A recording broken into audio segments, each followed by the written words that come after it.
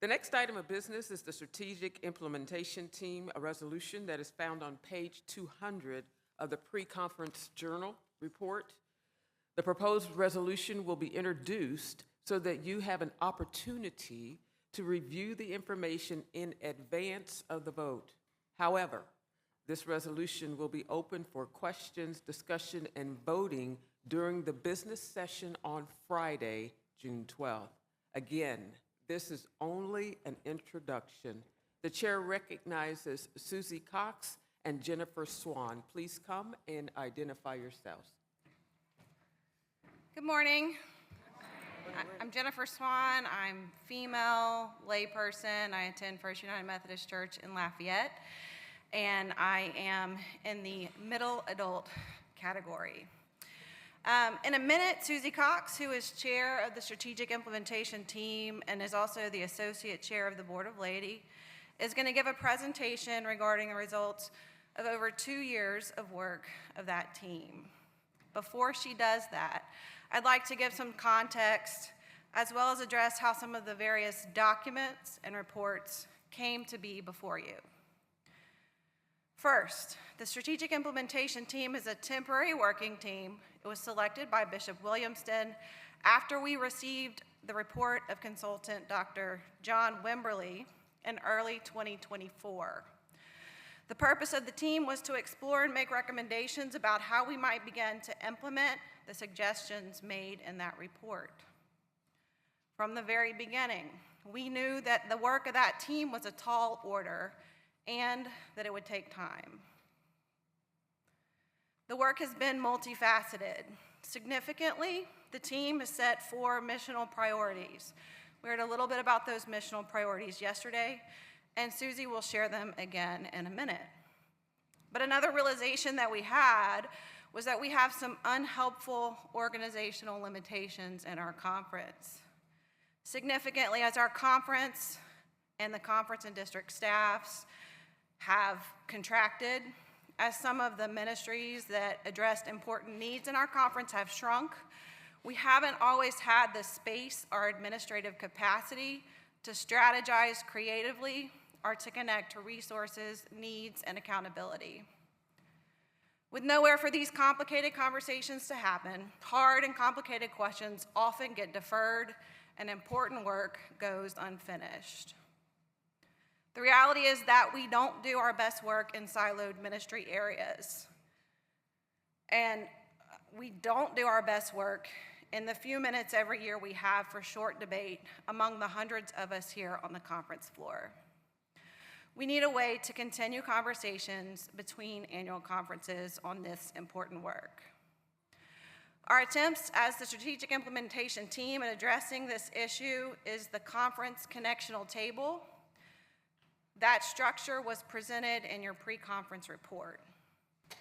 I'm not going to be able to stand here and tell you that we have come up with a perfect presentation or a perfect solution.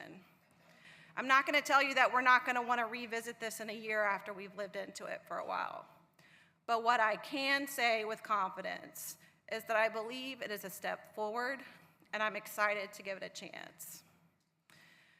Given that context and what we're trying to do, I want to explain some of the documents that have come before you.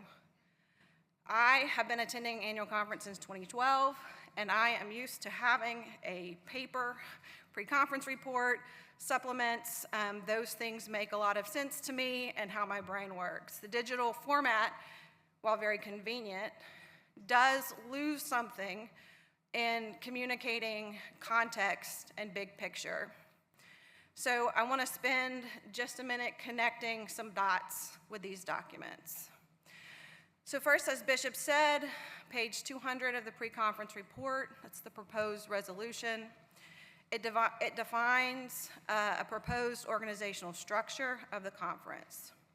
The language of that resolution, particularly Article 3, was prepared by a subcommittee of the Strategic Implementation Team in charge of making amendments to the rules. The language in that Article 3 was drafted at a meeting of the subcommittee with the Conference Rules Committee Chair and the Conference Parliamentarian. I was the chair of that subcommittee.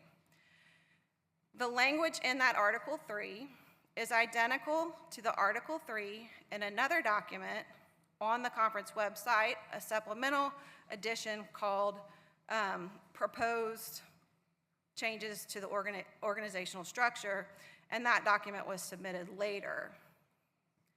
At the meeting where we drafted that Article 3, we also drafted Articles 1 and 2, which is the remaining language that appears in that supplemental proposed changes to the organizational structure. Now, with the exception of the addition of the conference connectional table, our only goals with amending the other language was to conform our rules to the new discipline, to include the missional priorities set by the strategic implementation team, and to make sure that the rules reflected how, in current times, we are actually organized and practice as a conference. To avoid discrepancies between the Book of Discipline and its changes and our rules, we removed language and simply referred to paragraphs in the discipline for the disciplinary committees. We also had hours of discussion with the parliamentarian and the chair of the Rules Committee regarding what belonged in our organizing documents and what belonged in standing rules. We talked about the appropriate order for those roles. Ultimately, we landed on, on first having a definition section, then defining membership of the annual conference, and third, details about our organizing structure. After our subcommittee met with the rules chair and the parliamentarian, the Rules Committee, which is a separate committee of the conference, had to convene to discuss other potential changes to the rules. I am not part of the Rules Committee, but as I understand it, ultimately, although there was extensive conversation about other changes, no additional changes are being recommended at this time. The potential for additional Rules Committee changes delayed inclusion of Articles 1 and 2 in our pre-conference report, and is the reason that that information was not submitted timely. Although ultimately it is the same language that we adopted at our original meeting, we wanted to give the Rules Committee time to determine whether additional changes were necessary. I want to acknowledge that there is a lack of trust in many of the processes and rule changes, and I want to also apologize to the extent that a delay in making all these documents available has added to that lack of trust. We have, were 2 additional documents that were shared as part of the supplemental submission. These are identical to rules that existed in 2025 with no change. This is the session rules and the standing conference rules. The only change that has been made is that they are separated into 3 documents instead of included as one big set of rules. For comparison, the conference standing rules are the same as the document titled Conference Rules, which is in the 2025 Conference Journal, beginning on page 139. The supplemental document that has been shared called Session Rules are the same as those which start on page 143 of the 2025 Conference Journal.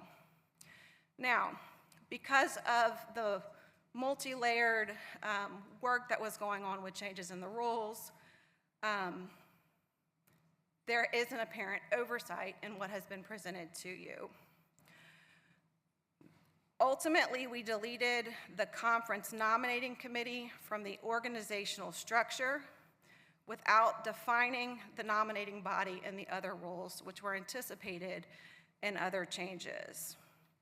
Although the nominating process, including several references to a nominating committee, are in the current standing rules which are presented to you, the makeup of the body is not defined anywhere in the proposed rules.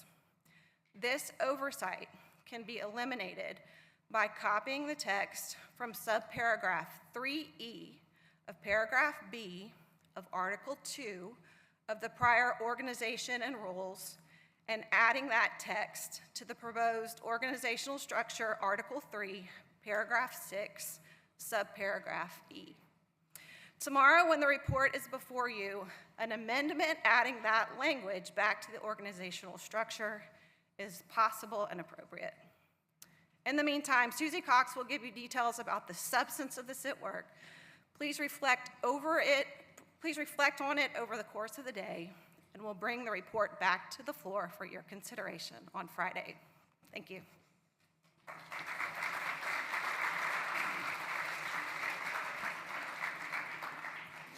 Thank you, Jennifer, for providing that context for us. I'm Susie Cox, white, female, adult, and I serve as laity at First United Methodist Bastrop, Louisiana, North District.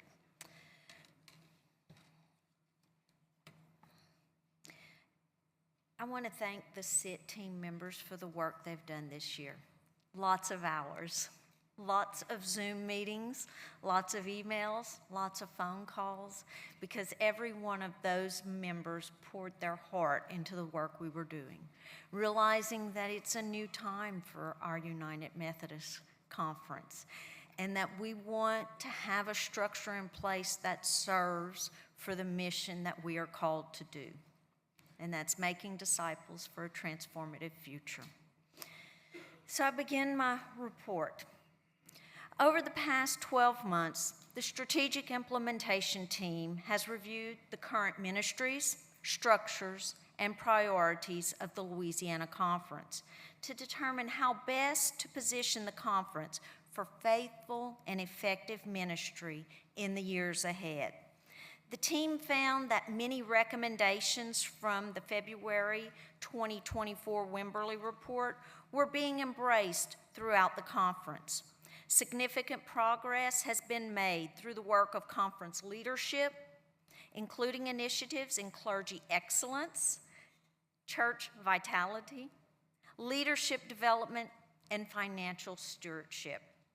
SIT's work centered on identifying ways to align conference structures, ministries, and resources. After extensive study, consultation, planning, the team developed a proposed organizational structure that strengthens accountability, coordination, and strategic focus while remaining compliant with the Book of Discipline. The Strategic Implementation Team began by examining the ministries and systems already in place in the Louisiana Conference.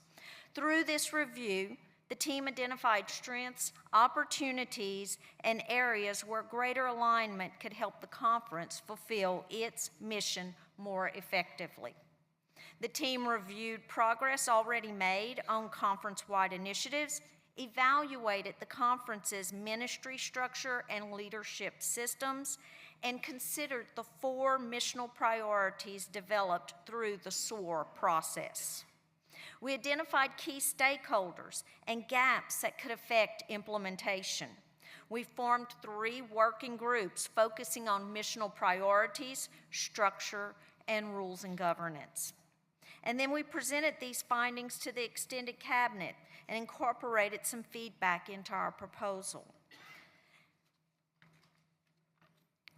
The work of the Strategic Implementation Team focused on strengthening mission and ministry of the Louisiana Conference through 2 key outcomes. First, the team identified a framework of focal areas that can help guide reflection, planning, and collaboration across the conference as ministries discern how best to support our shared mission.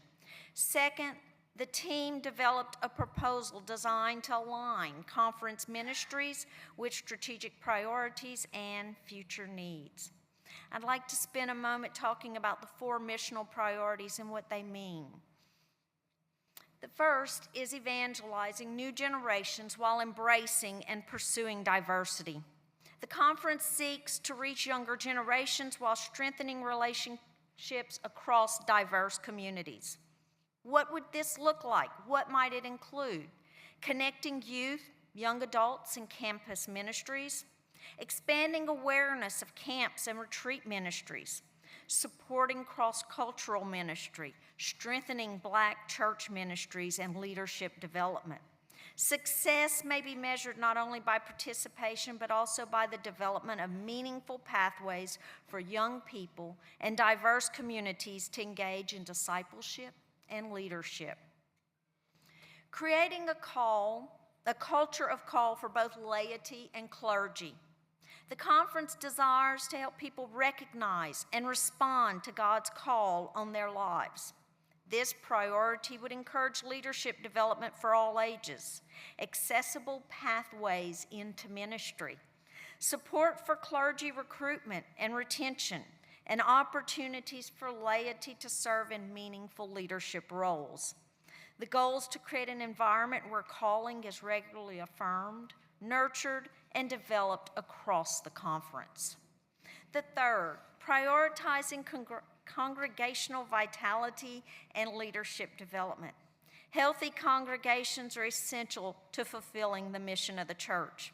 This priority focuses on helping churches, strengthening discipleship, developing effective leaders, improving administrative health, engaging their communities, and identifying and equipping those emerging leaders. Conference resources can continue to support these churches in helping them assess their strengths, address challenges, and pursue sustainable ministries. And finally, faithfully and creatively telling the story of the Louisiana Conference. We know that stories inspire participation, connection, and mission. These priorities would encourage the conferences and the local church to work on communication strategies, expand digital engagement, and share our stories of transformed lives and communities. These missional priorities are intended to guide the work of the conference to fully embrace our mission. Talking a little bit about our proposed structure. And remember, that can be found on page 200 in the pre-conference journal. From the work of the strategic implementation team, they developed a proposal for a conference structure designed to align conference ministries with strategic priorities and future needs. The result is a conference structure intended to support ministry, increase collaboration, improve accountability, and help the Louisiana Conference invest intentionally in its ministries. The proposed resolution organizes the conference around a clearer ministry structure while maintaining all disciplinary requirements required by the United Methodist Church. The proposal retains all required boards, commissions, committees, while creating stronger connections among ministry areas through a central coordinating body, the Conference Connectional Table. The resolution's built on a simple principle: structure should serve mission. Rather than creating new layers of governance, the proposal seeks to connect existing ministries, improve communication, align goals, and focus resources on shared priorities. The role of the connectional conference table becomes the strategic coordinating body of the conference. Some of its responsibilities would include goal setting, planning, accountability, advocacy, communication, coordinating among our ministry areas, and strategic conversations between our annual conference sessions. The connectional table brings together conference leadership, ministry directors, chairs of key ministry teams, district representatives, and lay leaders across our conference. Think of the connectional table as a place where ministry priorities, goals, budgets, and conference-wide initiatives come together to ensure that all areas are moving in the same direction. The table is not intended to replace ministry teams or disciplinary agencies. Instead, it provides oversight and coordination so that ministries can work collaboratively toward our common goals. The proposed structure is not an end in itself. It's a tool designed to help the Louisiana Conference move more effectively, carrying out its mission to make disciples of Jesus Christ for the transformation of the world. As ministry leaders, boards, agencies, and local churches establish goals and budgets, you're encouraged to align your work with the 4 missional priorities and collaborate through the conference connectional table. By focusing resources, strengthening accountability, and working together around a shared vision, the Louisiana Conference can continue building, connecting, and equipping disciples of Jesus Christ for a transformative future. Thank you. This concludes my report.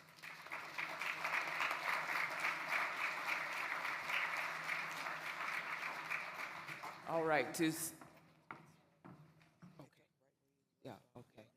Okay. So thank you, Susie and Jennifer. If you have questions regarding the SIT proposed resolution, please email your questions to annualconference@la-umc.org.